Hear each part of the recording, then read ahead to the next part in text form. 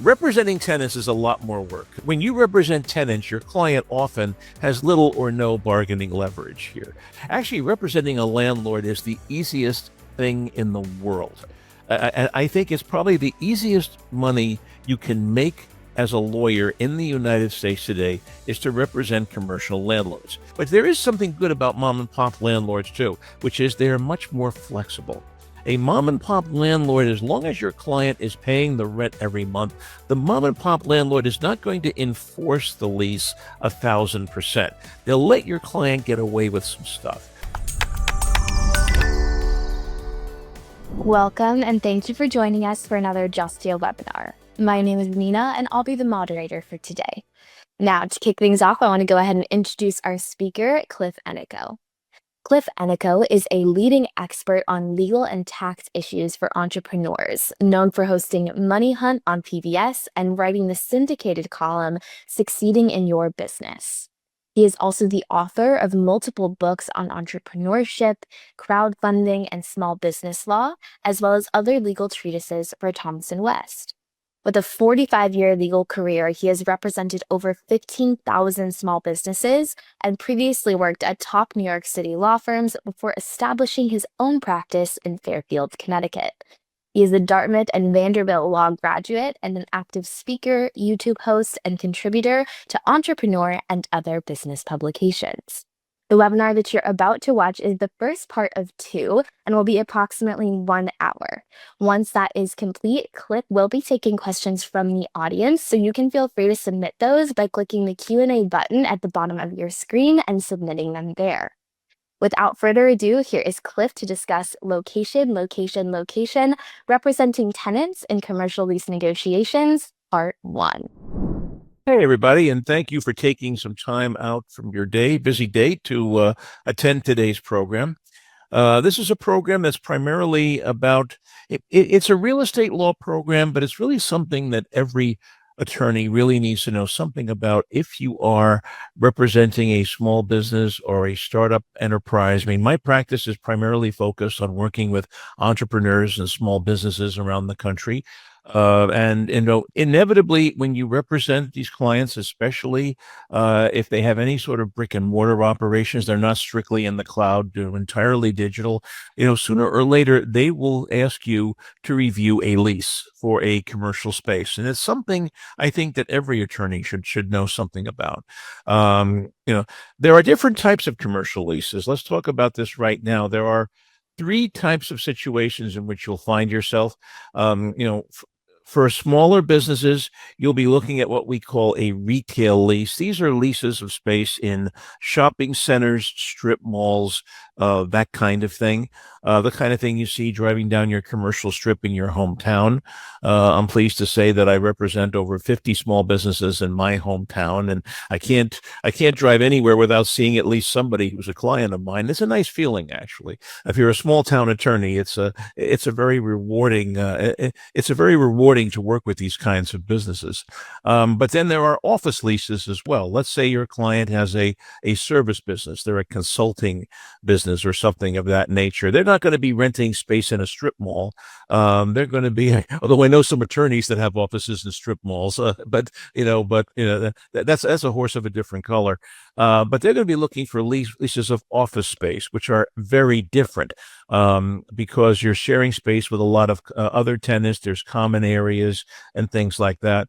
And then the third type of lease, it really isn't a separate category. Office leases are office leases, but I have a lot of clients in New York City in those giant skyscraper office towers that you see on television. And in any large city, you have these large office towers, 50, 60 stories, sometimes more.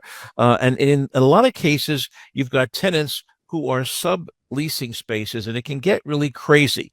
I actually did a deal last year for one of my clients who was signing a sub lease of half a floor of a New York office tower. I mean, there were 4 sublessors above him. above this client before you finally got to the ultimate landlord, the owner of the building and the land. It was incredible. Those are sort of a separate category. So I'm going to refer to them as office tower leases in this program because there's some unique things you have to deal with when you're dealing with subleases and subleases of large spaces. I mean, this is a program on representing tenants. Okay. When you represent a small business, your clients is almost always going to be the tenant. Representing landlords, this really isn't a program for landlords attorneys. Actually, representing a landlord is the easiest thing in the world. I think it's probably the easiest money you can make as a lawyer in the United States today is to represent commercial landlords. It's the easiest thing. You don't have to know any law. You only have to know one word, and that one word is no. No, that's it. A 2-year-old child, if you somehow can get them a law degree, they are a perfect landlord's attorney. Really, they are qualified to represent a landlord at some point. It's the easiest thing. Now, that may sound a little bit cynical, by the way, but it is. If you've ever dealt with large commercial landlords, it's very true. In fact, I will share with you that my very first experience with AI about a year ago, I had a client that was looking to to lease 5,000 square feet of space in a very large shopping mall in Connecticut here. And basically, I read the lease, I made some comments, and the comments that came back, the landlord's attorney basically denied everything that I had asked for, including some typo corrections and things of that nature. It wasn't like I was negotiating hard for this. I realized, for 5,000 square feet of space, you can't really negotiate a lot, but they wouldn't even correct my typo. So there was an attorney. They did give me the name of a phone number of an in-house attorney who I called. And I mentioned this. I said, dude, why did you, all right, I understand you're not going to give me a lot of what I'm asking for here, but there are one or two things that simply have to be corrected that are wrong. Why are you pushing back on this? And he goes, oh, that wasn't me. That's our AI. And what do you mean that's your AI? He says, well, we're programmed now. We own, a gazillion square feet of space in malls around the country. We have 30 malls around the country. And when we do leases for less than 50,000 square feet, you don't get to an attorney right away. Our AI bot automatically does the review, and it's programmed to agree to certain things, disagree to some things. We're still trying to work the kinks out of it. Don't worry. Let's go through some of your comments here. I'll certainly be happy to correct the typos, and we'll also discuss some of the things that you want to negotiate. So I was able to get the thing corrected at least. But this is how a lot of the large commercial landlords are working now for leases of small amounts of space. They're relying on technology now to do the negotiation for them. And you probably will have a conversation with a landlord chatbot, which, like a human landlord's attorney, only knows how to say no. Representing tenants is a lot more work than being a landlord's attorney. By the way, if any landlords or attorneys are on this call, I hope you're not offended. I have to have a little fun with this, but you know what I'm talking about, right? I mean, let's put it this way. When you represent tenants, your client often has little or no bargaining leverage here. Unless it's a situation where the space has been vacant for like months or years, it's been boarded up, whatever, and your client is doing a rescue job here, trying to bring this property back to life. In that case, your client might actually have some leverage, but it's a very rare occurrence. Also too, a lot of small businesses, especially if they're new businesses, they're just getting off the ground, they cannot commit to long-term leases, which is what the landlords want. Most commercial landlords want a 5-year lease with 1 or 2 5-year renewal terms. Well, if you've got a client that's launching a boutique for the first time, their business model isn't proven. They don't know if this thing is going to be successful. They don't know if the location is going to be a good one. They don't know if they're going to get business. They don't know if they're going to be around in 3 to 5 years. So one of your biggest challenges at representing a small business tenant is to try to get some language in the lease where they can break the lease at some point if things just aren't working out for the business, where they can get out of the lease without losing their life savings and without having a huge financial liability or penalty. Okay. Now, having said all that about landlords, attorneys right now, you do have to understand the landlord's point of view. I am not, first of all, I am not a landlord hater. Let me say that right now, or a landlord's attorney hater, despite my little attempt at humor a few minutes ago. Um, I do feel for landlords. I do occasionally represent a landlord, some local landlords, mom and pop landlords. They are often monkeys in the middle, and that's what creates the stress for the landlord. Basically, landlording is a very simple business. You buy a piece of property, you take out a humongous mortgage, which you personally guarantee, or your partners personally guarantee the mortgage, and then you go looking for tenants. The tenants pay their rent every month, you pay the mortgage every month, and also some operating expenses, and whatever is left over, that's your profit. It's a very simple business at this point, but it all depends on the tenants paying their rent on time. A non-paying tenant, a tenant that's delinquent in their rent, or not paying rent, that is an existential crisis for a landlord. And landlords have very strong incentives to pass as much of the operating and maintenance cost of a property onto their tenants. Because remember, look at the little diagram that I created for you. Tenants are paying their rent every month. The landlord knows what the mortgage obligation is. They know exactly what they have to pay the mortgage lender, the bank, or whatever every month. The one variable that's not completely clear are the operating and maintenance costs, which probably vary from month to month. A landlord has very strong incentives to keep those as low as possible in order to maximize their profit. And that's why landlords are sometimes very reluctant or very slow to replace things that break down, like HVAC compressors. You're going to learn a lot about HVAC compressors in this program. I feel the heat horribly. There is nothing worse than going to, say, a barbershop and finding out their AC is out in August. Okay. That can be a real problem for a small business tenant, and landlords are notoriously reluctant to pay money to make those kind of capital improvements, and because it disrupts their cash flow. Anything that they get, or any money that they have to spend over and above the mortgage payment, eats dollar for dollar into their profit on the property. And that's what you have to understand. You have to be a little sympathetic with them. There are two types of landlords, and it's very important going into a negotiation to understand which type of a landlord you're dealing with. There are commercial landlords. These are large commercial realty companies, like the company that I dealt with the AI, that has, millions of square feet in malls and strip malls around the country and that kind of thing, versus the mom and pop landlord. This is usually it's an older married couple. They own the building, with that the rental space is in. They've only got a handful of tenants. They live in Florida or some other or Arizona or some other retirement community. They have a local management company or a local attorney that handles all the negotiations for them.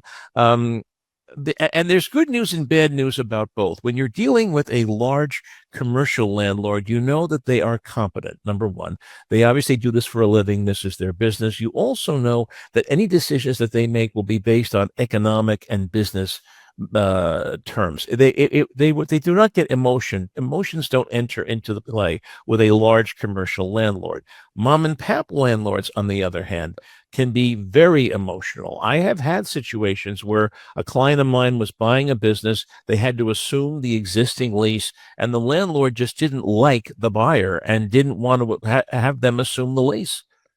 Because they just didn't like them. They just got bad vibes. That does not happen with a commercial real estate landlord. A commercial real estate landlord does credit checks. They analyze your client, but the decision is ultimately a business decision. With a mom and pop landlord, they're a wild card. You don't know how they're going to respond to things.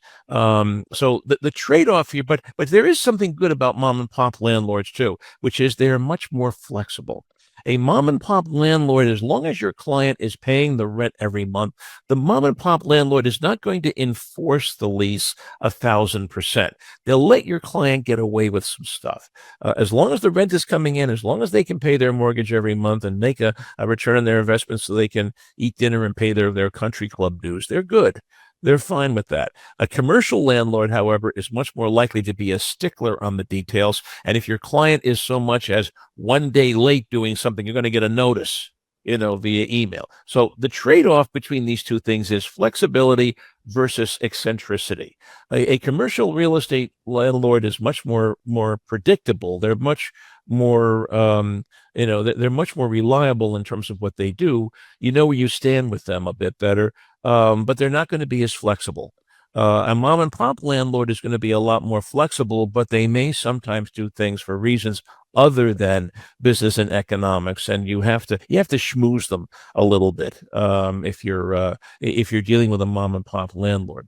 A lot of commercial landlords have investors. These are real estate partnerships, tax shelters, LLCs. When I first was starting in practice as a young associate in the bowels of a very large law firm in Manhattan, this is all I did.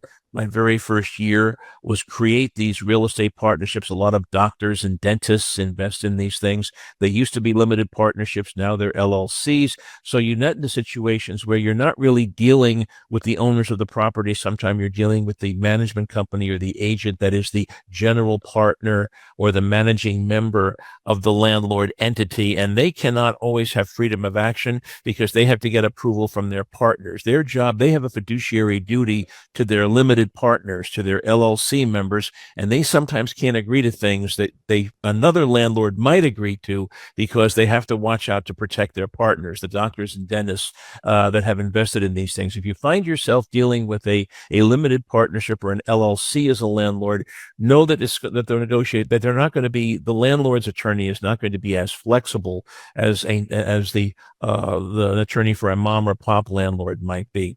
Last but not least, and I've already mentioned this, large commercial landlords are increasingly using AI to negotiate leases of small bases in their developments. They don't want to hire human attorneys to spend 10 hours negotiating a 5,000 square foot lease. It's not going to happen. You're going to be dealing with a bot very, very soon in this area of practice. So be prepared of it. I mean, all of us are at risk of being replaced by an AI at some point, but in this area of practice especially, there's a bigger risk than normal. I strongly predict that within a year, you will find yourself negotiating a document like this with an AI. All right, so let's working through the negotiating process here. Let's begin at the beginning, okay? Generally speaking, when someone wants to lease space, they approach a landlord or they hire a broker, a lease broker who looks at properties and helps them figure out what the best deals are. They talk to several landlords, and the first step toward the negotiation is the letter of intent or lease proposal. This is a very short document. It's usually 1 to 3 pages.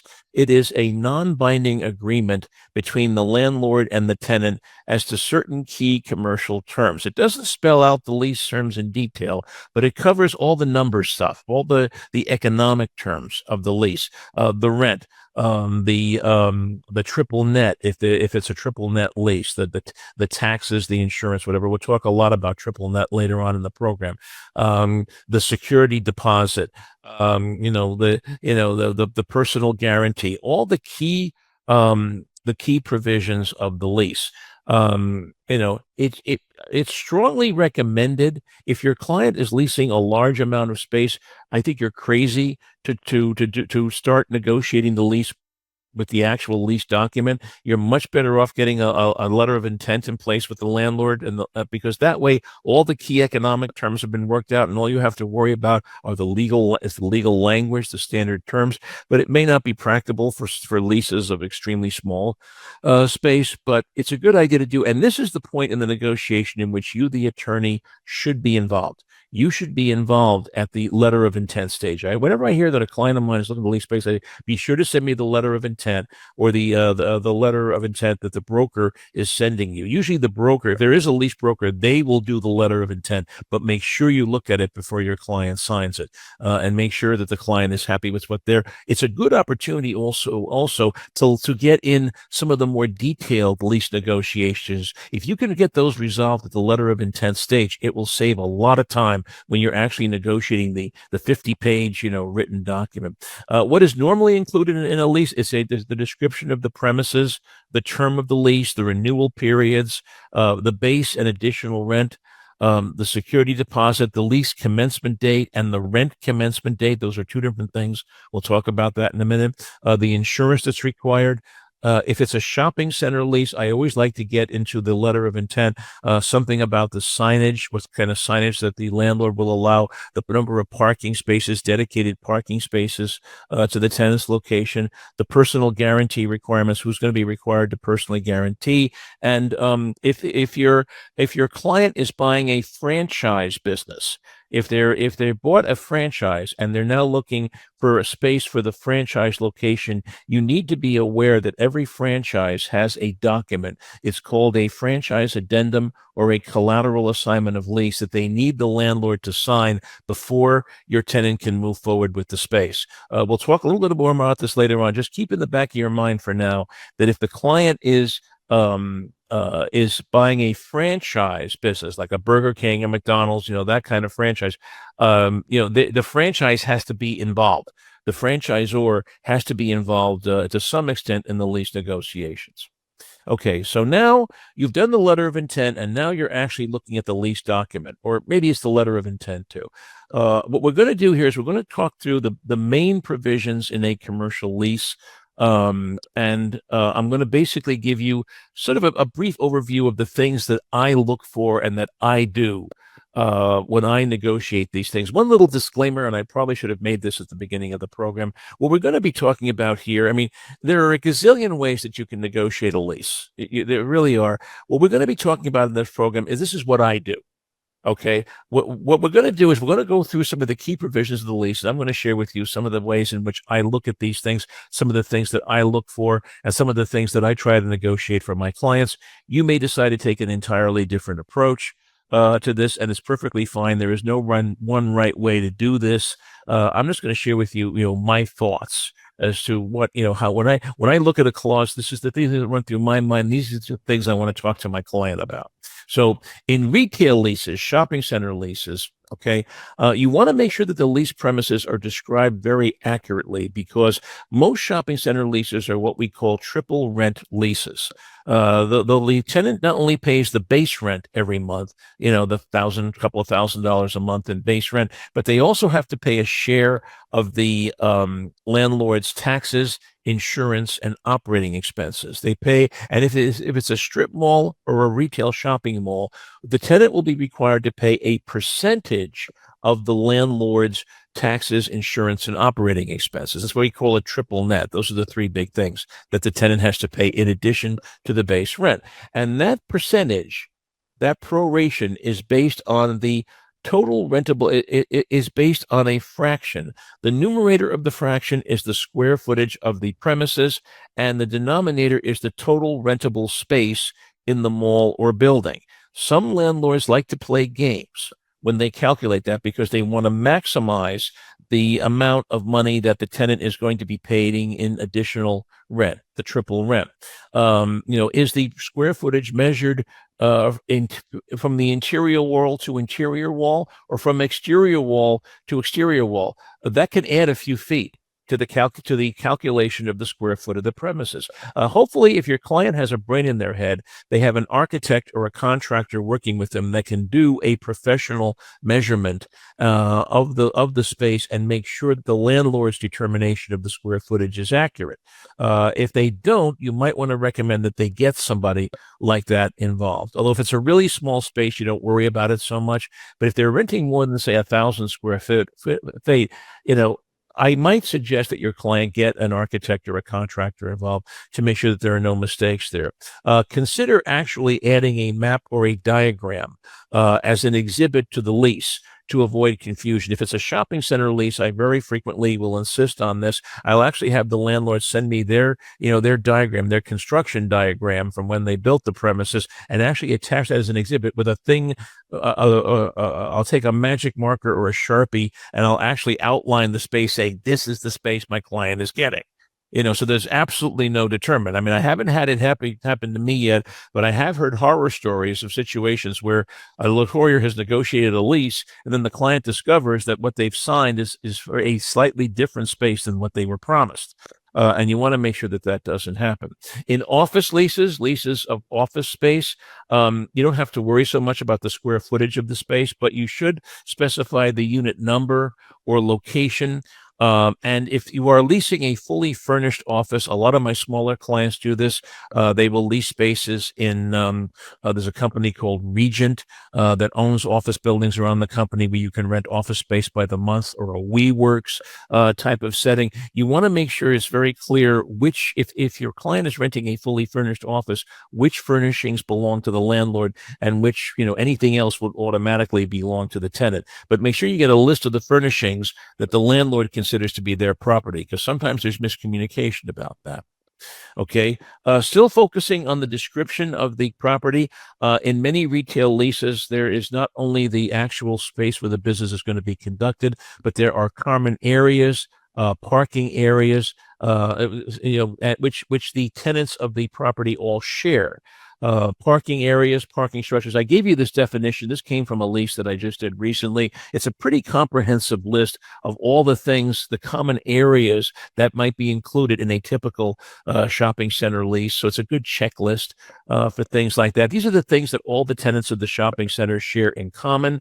Your client will be paying rent based on a percentage access to all of these things. One of the things the client is getting is the right to use these common areas in conjunction with all the other tenants. In an office lease, there won't be as many of these, but if it's a multi-story office building, you want to make sure there's clear description of the elevator access.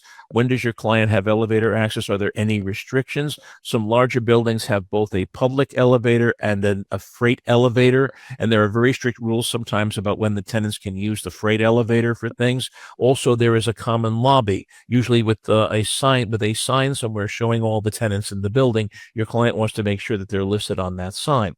In strip mall leases, what is the tenant's liability with respect to the common areas? Are they responsible for removing snow or side? Most shopping center leases will say that the landlord is responsible for removing snow from the parking areas and the other common areas. That's part of what the tenant is paying for when they're paying for a percentage of the landlord's operating expenses. But but are they responsible for removing snow or debris from the sidewalk right in front of their premises? Sometimes some commercial shopping center leases can be a little vague on that.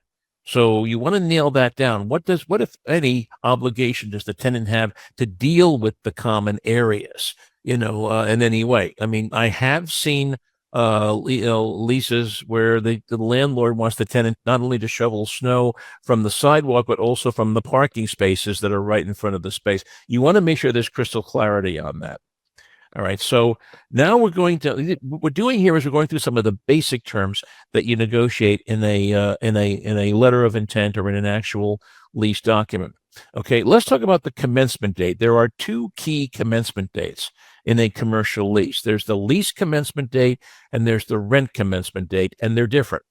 And the reason why they are different is because most spaces that a tenant leases are what we call a vanilla box. It's simply a square with nothing in it.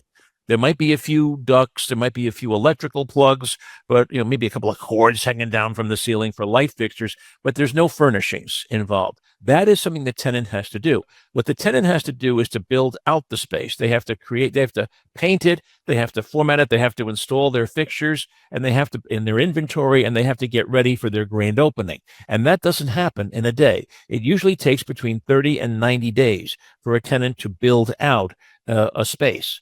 And they don't want to be paying rent for that space. You do not want to, your client should not be paying rent for a space that they legally cannot use because they can't get a certificate of occupancy, until all of this stuff has been done. So it's very common for a lease to have 2 days. The lease commencement date, that is when the landlord hands over the keys. This is when there's the closing. The landlord and the tenant execute and deliver the lease, and the landlord hands over the keys. The tenant now has possession of the premises. But the rent commencement date is when the rent payments begin. And that is usually a date 30 to 90 days afterwards to give the tenant time to do their build out. One of the things you have to negotiate is the rent-free use period, during which the tenant is not obligated to pay rent. That has to be very clearly spelled out in the lease. Okay. And also what is going to go on in between. Now, in most leases that I have done, in most shopping center leases, retail leases, the landlord will commit to do certain work. They'll remove the wall over here. They'll install a new door. They'll fix this thing that's broken in the corner, whatever. But everything else is on the tenant. to install their trade fixtures, their furnishings, their carpeting, painting. Sometimes the landlord will undertake to do the paint, make sure the tenant agrees on the exact color. But the landlord's work is almost always spelled out in an addendum to the lease or an exhibit to the lease. And it's a very strict punch list of things that the landlord has to do. But then the rent-free use period, the build-out takes place in two stages. First, the landlord does its work. Then the tenant comes in and does its work. And there needs to be clarity, especially if it's a large amount of space, as to how long. I always like to put deadlines on the landlord's work. When is the landlord? So if the rent-free use period is 90 days, I want to put something in there that says the landlord will complete their work within 30 days so that my client has at least 60 days to do their thing. I do not know how long it's going to take my client to build out the space. If the landlord takes 70 days to do their work, then my client only has 20 days of rent-free use to do their build out, and that's not enough. So I always like to put a deadline on the landlord's work if I possibly can. Rent commencement should not occur. Some landlords balk at this, but let's face it, if you've ever done a construction project, they never end up happening on time. What happens if we get out to 80 days and the build out is still not done? And there's only 10 more days before the rent-free use is over.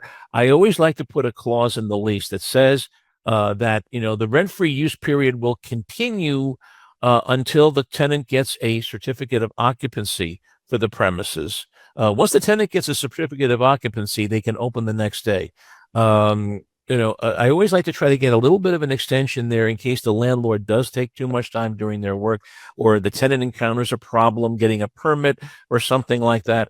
I always want to try to see if I can get an extension of the rent-free use period to get the certificate of occupancy, although as a courtesy to the landlord, I will always put a cap on that, saying, but not more than 6 months or 180 days, because glitches do happen during construction projects. They may find something behind the wall. There may be a leak. They may find some asbestos. God only knows what's going to happen here. But your tenant should not be obligated to pay rent until they actually have a premises that he can use, and that means getting a commercial a certificate of occupancy from whatever the town authority is.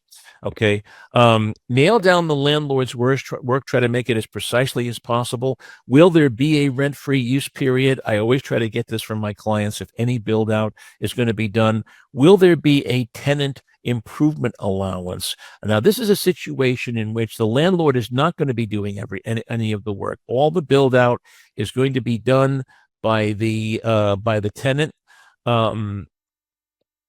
All the work is going to be done by the tenant. But what the landlord is going to do is the landlord is going to give the tenant a credit on their rent for this. Okay, you need $100,000 worth of work done. Okay, we're not going to do the work. You do it, but we'll reduce your rent by $100,000. Either we'll take it off the first couple of months of the lease, or maybe it's the first couple of months of the last couple of months of the lease, or maybe we'll prorate it over the life of the lease. But we will basically give you $100,000 of credit, for the build out work that the tenant is doing. That's what we call a TIA, or a tenant improvement allowance.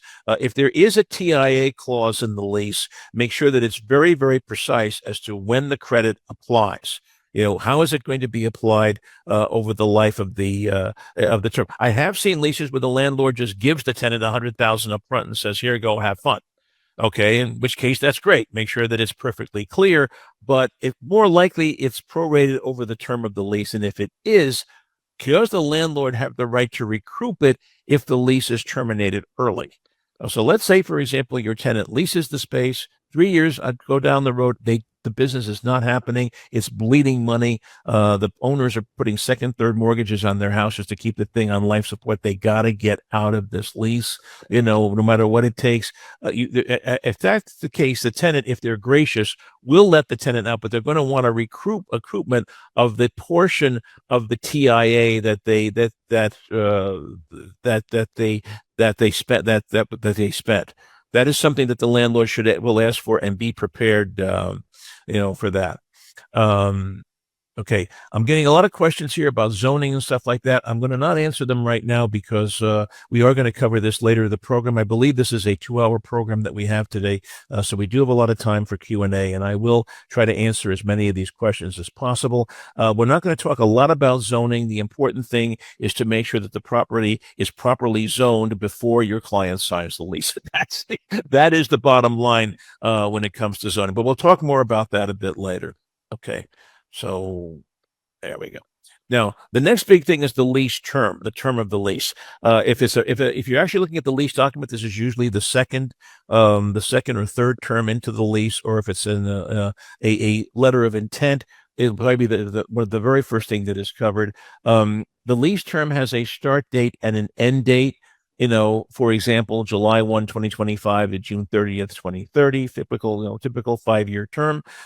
If the rent commencement date is uncertain at the time of execution, if you don't know how long the build out is going to be, what many leases will do is they will refer to a lease year.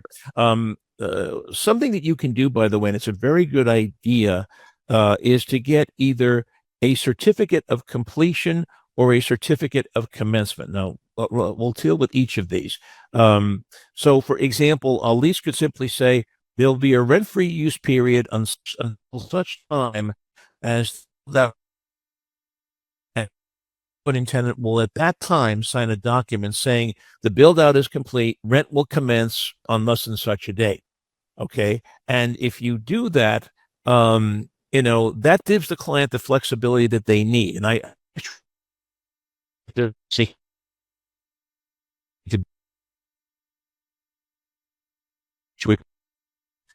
Free show till such time as landlord and tenant have signed a certificate of completion. It's sometimes called a certificate of commencement, saying specifically when the rent commencement date is going to be, but with a cap.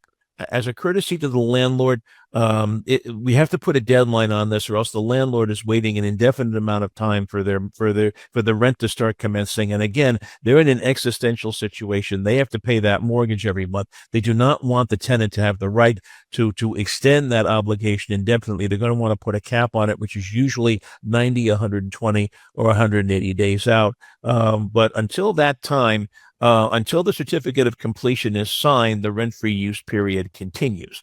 That's something that I try to get in my leases, because that way you have certainty. And then what you do is you refer to lease years. So instead of having specific dates like the one I have up on top here, 2025 to 2025 to 2030, it would say, lease year 1 will begin on the date set forth in the certificate of completion or the certificate of commencement. So the lease commences on the rent commencement date, and then you calculate 12 months from that date, and that's lease year 1, and then lease year 2, lease year 3. That's how you do it. Rather than specifying a specific date, you simply say that the lease commences on the rent's commencement date, and then you have 5 lease years from whatever that date happens to be. Okay. Renewal provisions. How many optional renewals will the landlord allow?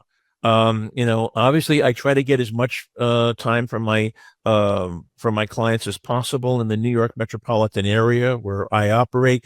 A typical lease for a shopping center is 5 years with 2 optional 5-year renewals. That's very typical, but every locality has customs for this. Obviously, as a tenant's attorney, I want them to have, as much right to the property as possible. How long will each renewal period last? What will the rent be during each renewal period here? And there are a number of options here. Most landlords want to see an automatic ratchet that simply says during the renewal period, tenant has the option to renew as long as they're not in default. And rent will increase at the rate of 2 or 3% a year for the duration of the renewal period. Now, the good news is that's definite. You know exactly what the rental is going to be for the renewal period. There's nothing to negotiate when the initial term ends. But if property values decrease, if you're living in an area where property values are going down, an automatic ratchet screws your client because the tenant ends up paying an above market rent. More commonly, at least in my part of the country, is the mark to market. where there is no agreement on what the renewal rental is going to be for the renewal term, but the landlord and tenant simply agree that the renewal rent will be fair market rental value determined by mutual agreement within X days of the prior to the end of the then current term. It's much fairer to the tenant, but it may be difficult and time consuming for the parties to agree. I have done some leases recently in which we've done a Three Stooges appraisal provision. And there's a reason why it's called that. I'll tell you in a minute. This is this provision, and you've seen this in other contexts too. If you do, commercial contracts like buy-sell agreements for small businesses, you've encountered this provision before. Basically, what happens when each side will submit an appraisal, they'll hire an appraiser. The two appraisers will figure out what the fair market rental is. If the two appraisals differ by less than 10%, you take the arithmetic average of the two and you move on.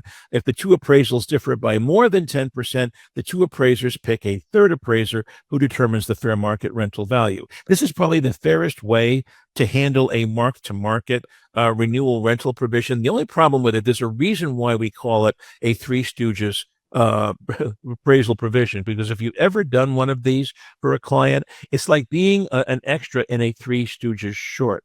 The two clients take forever to appoint their appraisers. Then the two appraisers finally get together. They decide that they don't like each other. The other one thinks that the other one is an idiot. They can't agree on basic terms, kind of like the Republicans and Democrats in Congress right now.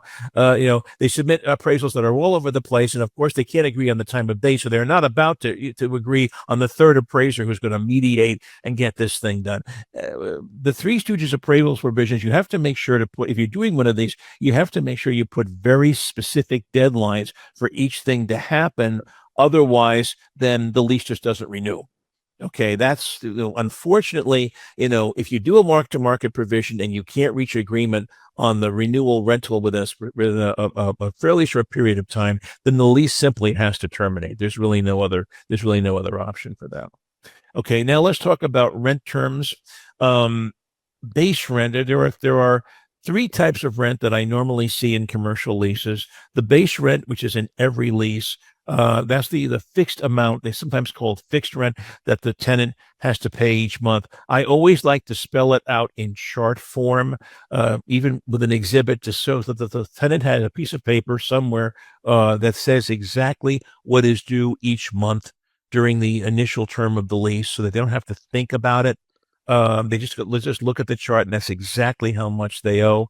I mean, some more and more tenant landlords now are requiring like an auto pay thing where they automatically debit the client's checking account and stuff for the rent. And that sometimes is a good thing to do. Unfortunately, if your client doesn't have the cash to pay it, that can create severe cash flow problems for them. But when can the base rate be increased?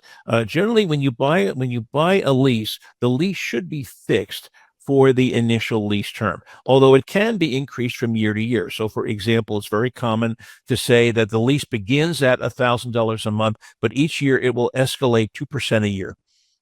That's a very common thing to see, at least in my part of the country. Again, you have to understand your local customs. Different parts of the country do this different ways. In my part of the world, I very rarely see a gross lease. A gross lease is a lease that includes everything.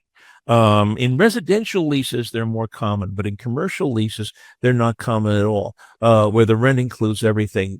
The vast majority of commercial leases are what we call triple net or double net leases.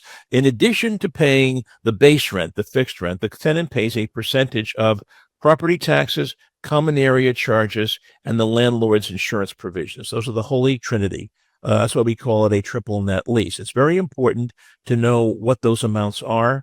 I always insist that my client try to see if they can get statements from the landlord of what they charged the prior tenant for these things, so that they have some idea of what they can be expected to pay. Most landlords will provide that information. The third type of rent is called percentage rent. You only see these in shopping center leases or mall leases, especially shopping mall leases. This is where, in addition to the base rent and the additional rent, the landlord receives a percent of the tenant's gross income based on monthly or quarterly sales reports.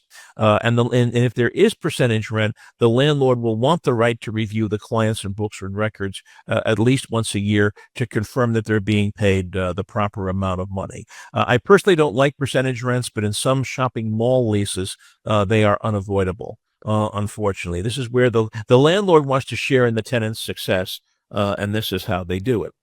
Um, so let's drill down a little bit on these triple net provisions and how do you negotiate these? The taxes, for example, important to understand how and when the town or the city assesses these. Every town or city assesses property taxes differently. The tax year and the lease year may not, and they usually do not coincide. So there has to be some kind of a provision where the tenant for a certain period of time is paying an estimate of what the landlord thinks they owe in taxes with a mark to market, a correction, once the landlord knows exactly what their tax liability is. That is the most common way to handle property tax payments on a triple net lease. It's very important to understand these. Also, too, you can go to town hall and look up how much the landlord's tax bill was. This is public information. If you go to the town tax assessor's office or the city assessor's office, you can get this, or your paralegal can get this information. So you know exactly what it is. You can tell that most of the tenants, landlords don't lie about these things very often, but it's very good to double check because let's face it, property taxes change from year to year. So it's very important to make sure that your client is not overpaying for these things. The second thing is common area charges. These should be spelled out in detail. They should also exclude capital charges and capital improvements. So if the landlord decides at some point that they want to build a structure in the middle of the parking lot, that is not a common area charge that should be passed on to the tenant. It's just ordinary maintenance. So snow removal, painting the lines, designating the part where the parking spaces are, that kind, any kind of sanitation. Mostly sanitation and garbage removal are not handled here. They're handled in the utilities clause of the lease, but some landlords, shopping center landlords, like to have that kind of stuff included in the triple net charge, which is fine as long as it's clearly spelled out what it covers. And then last but not least, insurance. I do see landlords that try to get their tenants to cover their liability insurance, which is really, it's not illegal to do that, but it really is kind of piggy and kind of aggressive. The triple net clause for insurance should only cover P&C insurance, property and casualty coverage, for damage or destruction to the property. It should not cover the landlord's liability coverage or any other type of insurance that's for the landlord's own benefit and that does not benefit the tenants in any way. Will the tenant reimburse the full amount? So those are the three things they have to look for in a triple net lease. Will the tenant reimburse the full amount? Or their percentage, their pro rata share of the full amount of these things, or only the increase over a baseline. In many large cities, for example, the tenant will only be obligated to pay for increases in the landlord's taxes, common area charges, and insurance over a base year, which is usually the year right before the lease commences. It's a nice thing to get if you can negotiate that. It lowers the triple net obligation that the client has. How is the triple net going to be paid? Well, most commonly, as I said, the landlord estimates what these things are each year. The tenant pays the estimated amounts with a mark to market once the actual amounts are known. And there are two things you need to think about if the landlord wants it done that way. Number one, will the tenant have a right to challenge the assessment? If they feel that the landlord is gouging them, will they have the right to, do some diligence and make sure that the amount that the landlord is charging is correct? That's the first thing. The second thing is, when is the thing going to be payable? Is the mark-to-market payment going to be a lump sum or prorated over future rent payments? If a municipality increases property taxes by a significant amount, you don't want your client to get socked with a lump sum payment for $10,000, $15,000, $20,000 for the gross up, the mark-to-market payment. You don't want that. You want to have at least the option of having it spread out over the next year so that the client can manage their cash flow. Keep in mind, your small closet client always has limited cash flow. They do not like surprises. Okay. One of your jobs in reviewing a commercial lease is to make sure that there are no surprises from the landlord. Always request copies of the previous tenant's bills so that the client can budget accordingly. Okay. So that's all that's all the rent stuff.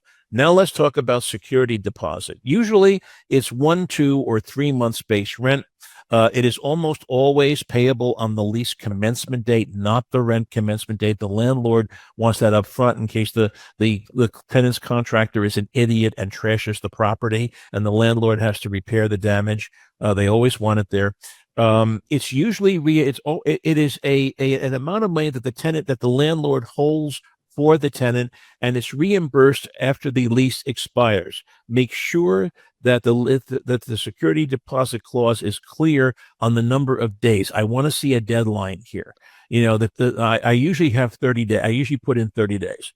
That the landlord, if the lease expires or ends, the term is over, the tenant doesn't renew, the tenant must get their security deposit back within 30 days, less amounts necessary to repair tenant damage. I very often will tell my clients when a lease is expiring, take a video camera into the property after you've removed all your trade fixtures and done everything that you have to do.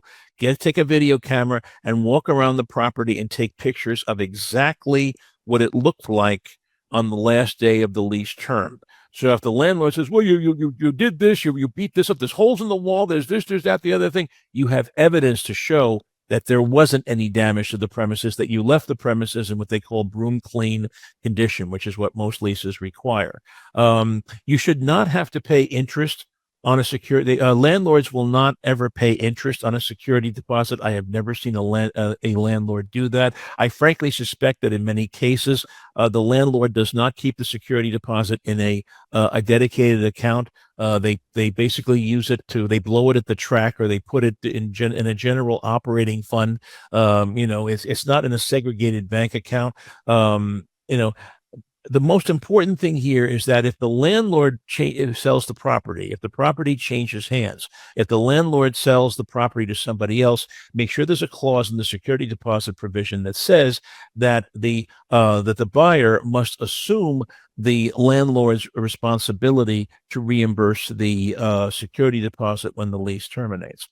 What happens to the security deposit if the tenant terminates the lease early? Let's say your tenant signs a 5-year lease, 2 years in, the business is just going nowhere. They have to get out of the lease. Well, this is a negotiating point. Generally speaking, your client, most landlords will let their tenants out of the lease as long as they get 6 months notice and at least a payment equal to 3 or 6 months rent. And here's where the security deposit really comes in handy, because your client can use that as part of the 3 to 6 month early termination payment that they have to pay the landlord. The landlord almost certainly will want to credit that against the early termination payment.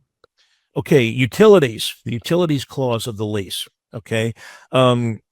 Generally speaking, as I say, I don't normally see gross leases where utilities are included. You'd never see those in the commercial context. Maybe in the residential lease world you do, but not here. If the tenant is responsible, I always like to have a provision in there saying that the utilities will be separately metered to the premises and billed directly to the tenant. That is the best way to do it. That way there's no confusion at all about who's paying what utilities. In some older buildings, for example, though you may not get that, the landlord will want to prorate the utilities among the tenants, where the landlord basically pays the utility bills and then bills each of the tenants for their pro rata share, their percentage share.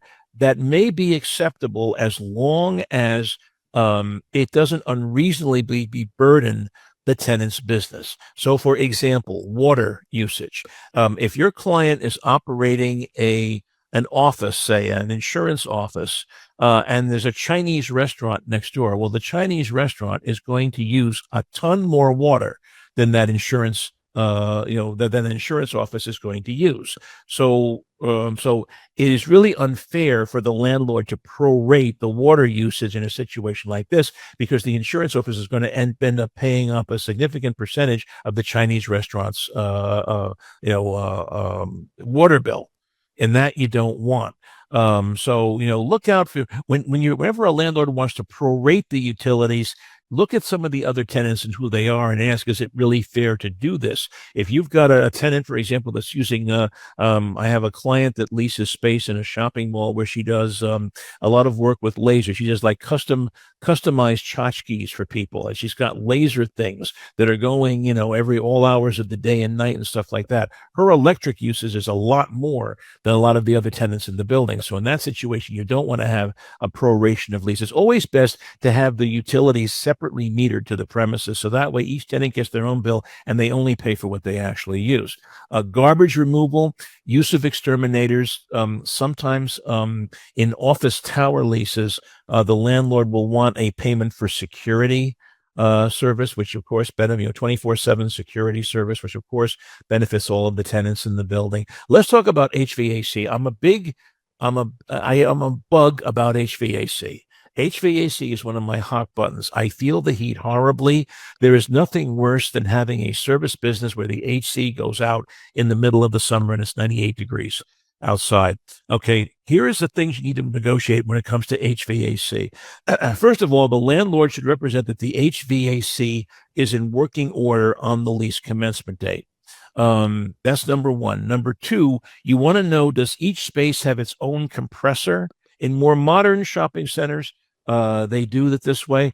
In older buildings, however, there's a single compressor. Usually it's on the roof of the building, and then you have ductwork that goes down into each of the lease premises in the building. We call it an octopus type of setup for obvious reasons. It looks like an octopus. Okay. You need to know that. Okay. Who has the responsibility to replace the HVAC compressor? If each tenant space has its own HVAC compressor, then almost certainly the tenant is going to want to replace the HVAC compressor if and when it breaks down or goes out on a hot summer day. Heating in winter. If it's an octopus type of setup, it's almost always the landlord's responsibility, but it's very important to make sure there's some clause in there saying landlord shall repair or replace any damage to the HVAC compressor within X days, or the tenant has the right to terminate the lease. That is very important. In the middle of summer, you don't want a clause that gives the landlord 90 days to replace an HVAC compressor. Of course, the landlord's going to get a much better deal in December for replacing an HVAC compressor than they will in July or August.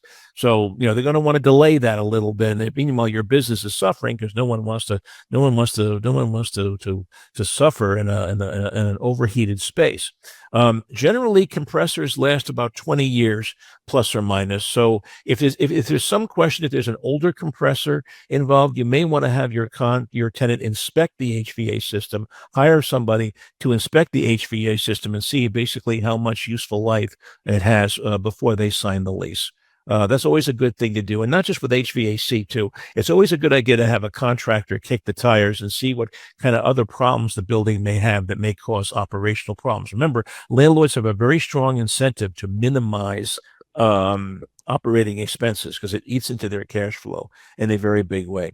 The permitted use clause. This is a clause that says what the tenant is allowed to do at the premises. Obviously, make it as broad as possible. If your client is buying a franchise business, the franchise will always sometimes have guidance as to what the lease should say in this area. But I always like to put in language because franchises very often change their business model over time. You're selling A, B, and C today, but you might be selling A, B, C, D, E, F, and G in future years as the franchise expands its product or service offering. So you want to put in some language in there that accounts for the changes in the franchise system. So, for example, I always try to get a clause if my client is a franchisee. I will always want to try to get a provision in the lease that says, that the tenant shall be permitted to offer such products or services as are commonly offered by XYZ franchise to all of its franchisees generally. That gives you the language that you need to cover for changes in the franchise program going forward. If it's a shopping center lease, try to get an exclusivity clause, or it's sometimes called a non-compete. This is a clause that basically says landlord shall not lease space in the shopping center to anybody who directly or indirectly competes with, your tenant's business. Try to get that. If your client is opening a restaurant, an Italian restaurant, they don't want a pizza place in the same shopping mall. So simple as that. Again, you're going to have to define it very precisely. The landlord doesn't want to tie their hands here. They want to be able to lease it to whoever will pay them a decent commercial rent. So they're going to try to push back on this a little bit, but try to get as much protection for your client as you possibly can in these. And by the way, also look at the non-competes that have been signed by other tenants of the lease. Usually the lease will have that. The lease draft will have as an exhibit summary of the non-competes that have been signed, and make sure that your client is not doing anything that another tenant is going to object to. I had a situation a number of years ago where my client was operating it was a Chinese restaurant, as it turns out, an Asian restaurant. But one of the things is they had a soft serve ice cream machine in the back of the store where the people could basically get a soft cone on their way out the door, that kind of a thing. It was one of those kind of things. And and those who did they open up, then the ice cream parlor 3 stores down objected not to the Chinese restaurant, but to the operation of the soft serve cone operation, because they also serve soft serve ice cream.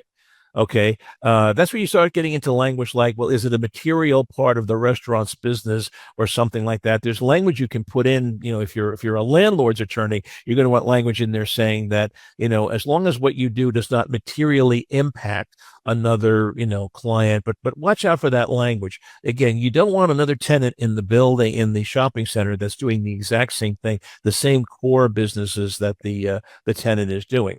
Are there restrictions on hours of operation? Many shopping malls tenants will require that you be open, 7 days a week. Is your client okay with that? If your client doesn't do significant business on the weekend, requiring them to stay open on the weekends is a big issue. We had a situation here in Connecticut where you couldn't sell liquor in a package store on Sunday. They changed the law about a couple of years ago, and a lot of the landlords love that, because now they could get an additional day's worth of rent from their package store clients. But the package store tenants hated that, because it forced them to hire staff and open up a seventh day of the week, when traditionally a lot of people don't buy liquor on Sundays. So it was requiring them to watch out for hours of operation clauses, because they can make sure your client is okay with whatever the landlord wants them to do. Landlords do not like situations where some tenants are open and some are not. It just looks bad. They don't like that look. So, your client may be asked to open at times when they don't want to be open, or vice versa. Make sure, especially if it's a mom and pop landlord, you might be able to get more flexibility there. In office tower leases, will there be restrictions on building access or HVAC on buildings? In a lot of New York City office towers, it's perfectly okay to get 24/7 access, but the landlord doesn't provide HVAC or heat on the weekends. You can see where that can cause some problems if you're doing a law office or other type of business where people work 7 days a week. Let's dig down a little bit easier now, a little bit deeper now on non-compete provisions.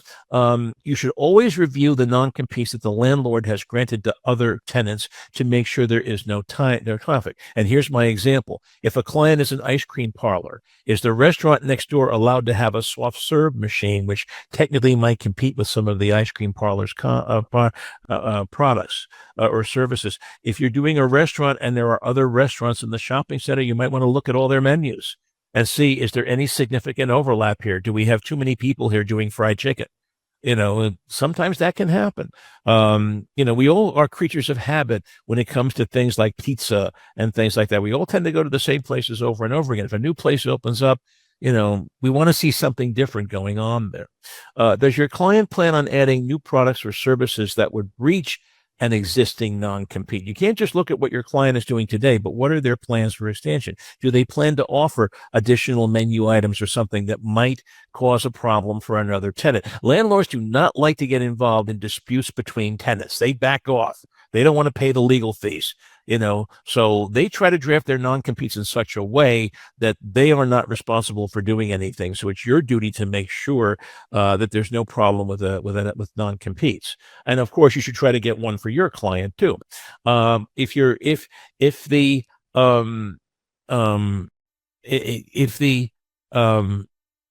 you I'm sorry, you should try to define the competing business as broadly as possible to prevent other people from doing things. If the non-compete is in your tenant, I'm sorry, you also, the landlord may require the tenant. Now, this is something that, I'm sorry, a non-compete by the landlord, your client should try to define the competing business as broadly as possible so that the landlord doesn't lease space to another tenant that doesn't compete with your space. But I have seen some leases where the landlord actually requires the tenant not to open another location within X miles of the shopping center. The landlord asks the tenant for a non-compete. This is usually in shopping malls where the shopping mall doesn't want to have a competing location right across the street. Look out for those kind of clauses and try to fight them as much as you can. Consider a clause reducing the base rent if the landlord leases space in the shopping center to a direct competitor. Okay, so if you can't get a non-compete clause from the landlord, try to get a clause that says that the landlord will reduce the base rent if they do lease the space to a direct competitor. Thanks for joining us for part 1 of that presentation. Cliff, we really appreciate you being here, and we really appreciate you all for joining us for another Justia webinar. I wanted to remind you all, as I did at the top of our presentation, of the services that are available to you through our website platform, Justia Elevate, our innovative, feature-packed website solution that's designed specifically for law firms. It's built on a powerful WordPress-based platform and offers tools like the Justia AI Writer to help you write content, the AI-powered Justia Chat to get you even more leads, as well as our new Justia AI Optimization tool, built to boost your chances of being featured in coveted AI results. Get everything you need to stand out online. Plans start at just $82.50 a month when paid annually. Learn more about your price and options by going to elevate.justia.com/price or calling us at 888-587-8421. And additionally, keep an eye out for part 2, which will be a separate video that you can watch on your own. Have a wonderful rest of your day. Thank you so much for joining. Thanks for watching. We hope you enjoyed this video, and if you did enjoy it, please click the like button and subscribe to our channel for more videos on law practice and legal marketing.